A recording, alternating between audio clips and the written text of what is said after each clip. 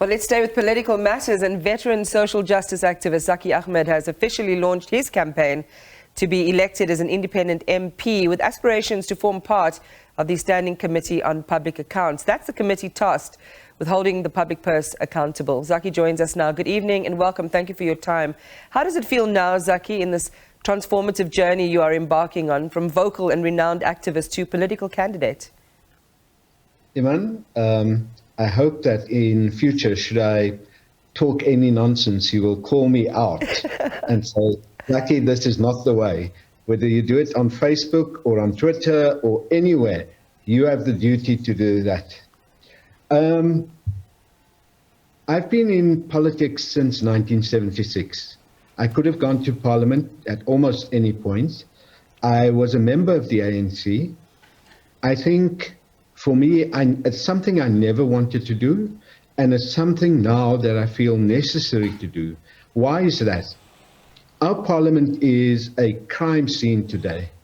It's a crime scene because our parliamentarians, our MPs, have stood by while the arms deal went through.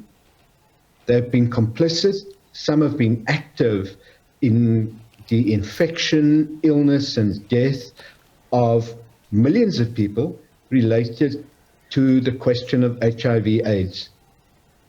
So just starting there, parliaments were silenced under President Mbeki. When it came to Eskom, we later saw why with the Tachi deal and Kusile and Medupi. So today we're sitting with a 300, 400, 450 billion rand debt, most of it to the World Bank because of a corrupt deal that started there, and Parliament being complicit and active in allowing that. Sorry. We'll come back. I mean, we've got a few minutes to talk about a few things, but there are a couple of things I do want to get through. Yes, and you've always been front and center. So yes, in terms of accountability, wherever we find Zackie Ahmad, we're going to have to put those hard questions to you. The interesting thing, and we'll talk about the difference you think you can make. The interesting thing about when you talk about the arms deal in Mbeki and you talk about HIV, it does circle back to one person, the person of our former president. When you see the role that former President Thabo Mbeki does play in society as a thought leader and kind of like a senior statesman still, how do you reconcile those two images? Well, let's be truthful. I wish the president had apologized, and if I'm elected to Parliament, I will ask Parliament, even now I ask Parliament, to appoint a truth, justice and reconciliation commission that will allow us to reach the truth and to give justice to the millions of people in this country, and I'm including the people who died, their families, and those of us who became infected as a consequence of the denialism. So let me not bad talk any politician. Let's speak of what they did wrong, and let's hope that they listen. And let's hope our current Parliament actually pays attention and takes up the idea of a truth, justice and reconciliation commission. Let's come back to Scopen now. What difference, Zackie, do you think that you can make to that committee and in pursuit of this objective of holding people accountable when it comes to the public purse? Well, Iman, the most important thing about the campaign I'm running is Julius Malema, Honorable Malema, said, let Zackie Ahmad come, he'll find the place boring and lonely. I'm not going to be lonely. As of this moment, we are building, or even before, we are building a movement that will open the door for independence. But above all, it will open the door for the voices of people to come into Parliament. Hardly anyone in the country understands the critical nature of SCOPA in our public life. And that is why I'm campaigning to ensure that people understand it and that people participate from now in the work that SCOPA is doing. Address the questions of PRASA, address the questions of Eskom, speak about what Home Affairs is doing, letting people stand. So understanding is a critical part of the campaign that I'm working with others on. So I believe that if I go to Parliament, I want to go to Parliament, I'd like to win, but if I'm elected, The most critical thing is to bring the voices of people in.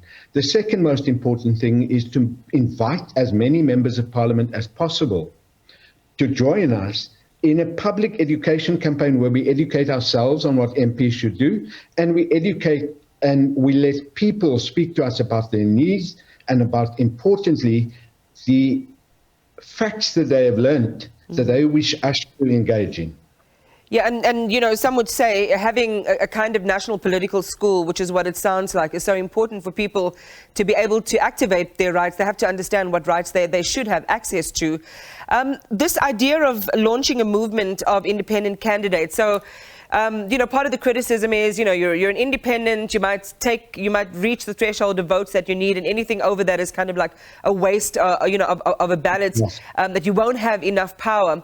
This movement of independent candidates you're talking about, just share with us very briefly, because I've got one more question for you, how it would practically work, and would you just coalesce around common ideologies and pursuits? Well, if that is possible, it must happen for progressive independence.